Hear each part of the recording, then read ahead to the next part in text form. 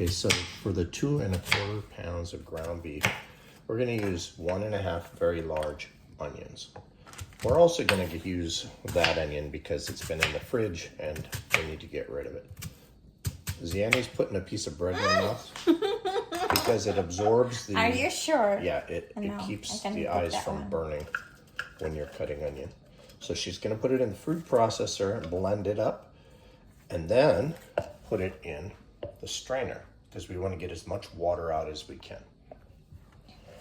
And there's a sample.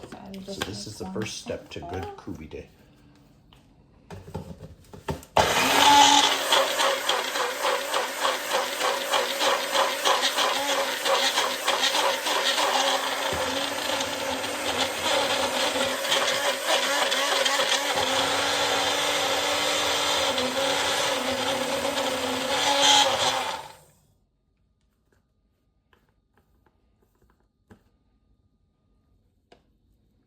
Okay, so now we're gonna,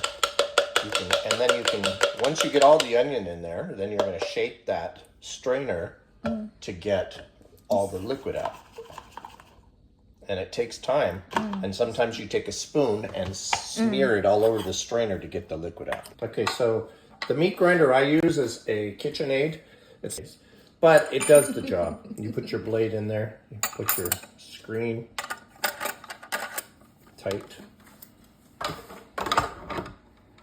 here, and then we're going to feed the 2¼ pounds ground beef through here, through the grinder, and we're going to do it a completion of twice.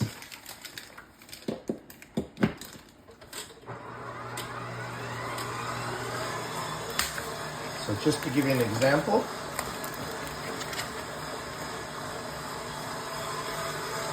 and obviously you don't want to put your fingers in there, even though it's nice and deep. Can I have the squisher? The what?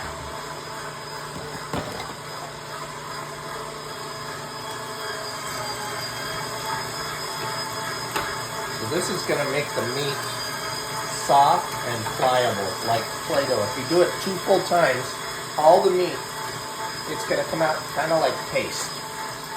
You can cut it. Okay, so you look at the onion. Oh, I already dumped some of the water out. It comes out like a paste almost. It's it's not really moist. It almost has a dry texture to it. And then the meat, this is our second time, comes out very much pasty, almost like Play-Doh, versus what you get from the store, which will fall right off of the skewer. Okay, so we got the meat into almost a paste. Not quite, but almost. Now we're taking the grinder apart. You have to take the grinder apart because, for some reason, the fat stays inside the grinder. You have to tap it against something. So inside the grinder, you find all of this meat, but all this white is all fat. So we're going to scrape all that and put it in our mixture and mix it up because that has a lot of flavor and all that too. Okay, so we have our spices here. 15 grams of salt. 2 grams. 2 grams of pepper. 4 grams. 4 grams of sumac. 1 gram of turmeric. Our onion is now a thick paste. And I got a half a lime. So I'm squeezing the lime into our mixture. Show the mixture too. And let's throw this stuff in there.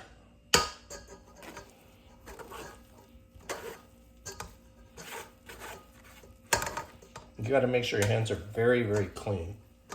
Wash them frequently so that if you have to touch things with your hands, you're not going to contaminate people. I know.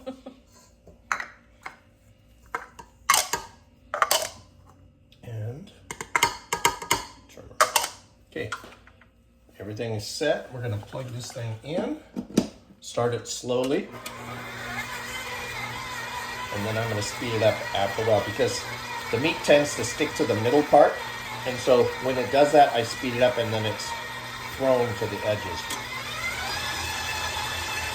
If you don't have a KitchenAid or something like it, you're going to have to do it by hand. And you just need to figure that it's going to take you about 15 minutes of kneading it with both hands. So that's why you got to keep your hands really clean. Okay, we forgot to put our parsley. So we're going to put about 1.5 tablespoons to 2 tablespoons of dried parsley flakes. It gives it a little texture, a little color. Okay, and we're going to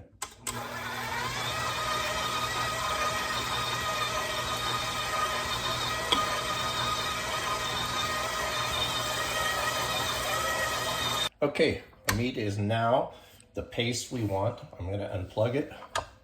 It was up here. I lowered it. Take this off. And then we're going to make sure we scrape all this meat because that's a lot of meat. We don't want to waste it. So we're going to transfer it to the bowl. This is done. We are finished with our Koobideh mix. So the next step would be putting them on the skewers.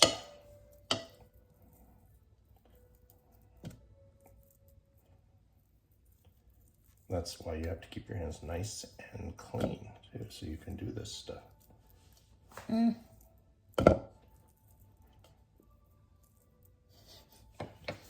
Okay. Last thing we got to remember is after transferring the Koobideh mixed, we have a lot of fat that sticks to the edges of the bowl. So we're going to scrape it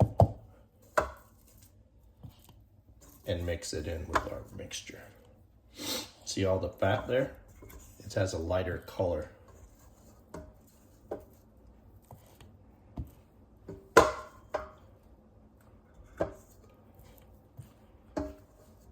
Okay, so now we're just gonna make sure this gets mixed in.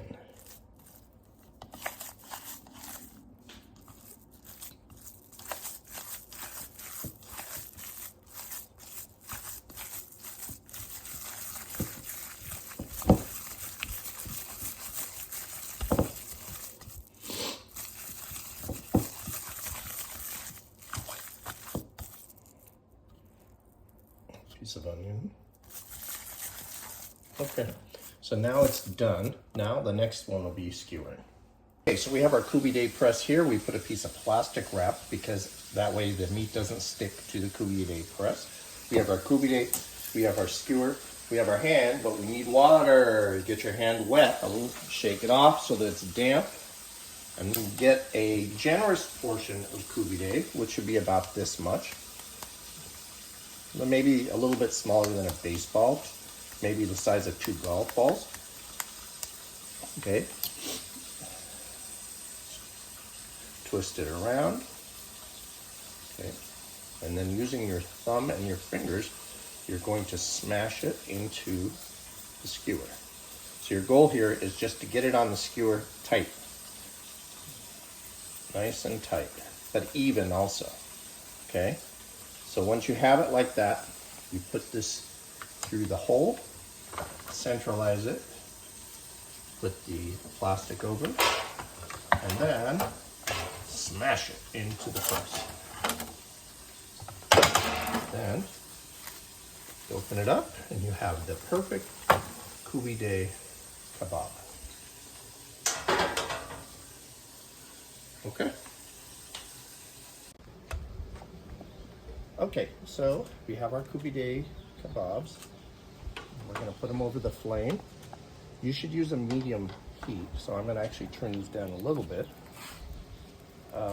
You want them to cook just right. If you cook them too fast, they fall apart. If you cook them too slow, they definitely fall apart.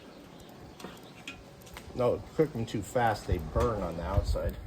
Okay, so we also use a spray bottle with oil to drench them a little bit, spark the flames because you want it to have that flame broiled flavor texture. Close it, and that's it. Okay, so next step while cooking is every 30 seconds or so you're going to turn these things. You have to turn them so they cook evenly and they do not fall apart. Okay? Every 30 seconds or so. So for the first couple of minutes, I'm going to use oil Then after, when they're almost cooked, I will stop using the oil. The steps we forgot to mention, after the mixture is completely done, you put it in a bowl, put it in the fridge for at least 4 hours, because when it's chilled, it will cook up better. Because I didn't do that, I lost half of the Koobideh into the fire. So, and you're turning them every 30 seconds, right? And then turn that beautiful.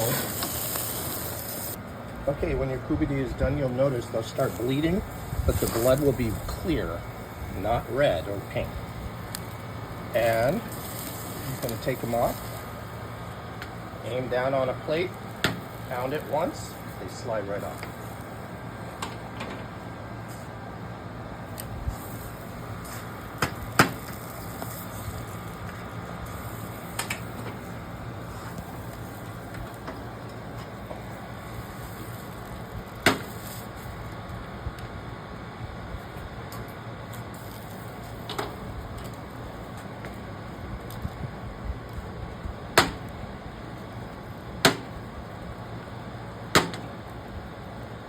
A little stubborn there. And that is it. Those are perfect.